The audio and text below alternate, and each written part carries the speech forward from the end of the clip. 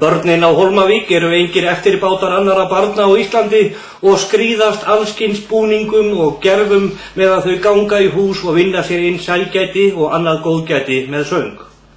Tíðindamaður Strandi.is fylgdi nokkrum börnum eftir fyrr í dag og hlýddi á þau fremja nokkra söngva og gleðileiki stræti og torg. Gamli Nói keyrir kassabíl, hann kann ekki að keyra, brýtur alla gíra.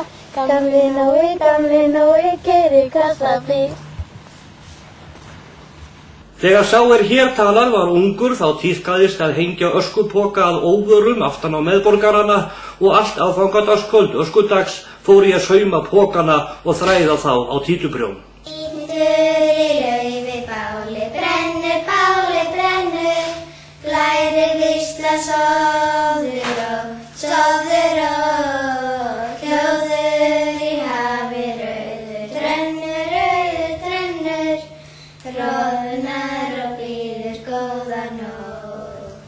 Svo hérna svona merki sem minnir á að það á svo að tannbursta sig í kvöld.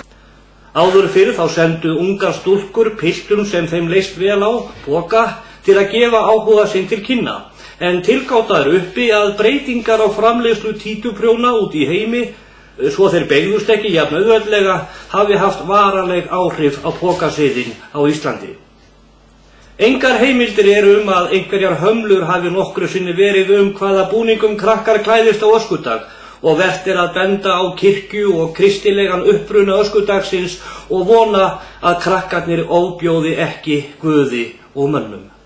Hvað þá heilögum kjúklingum með rauðan kamp.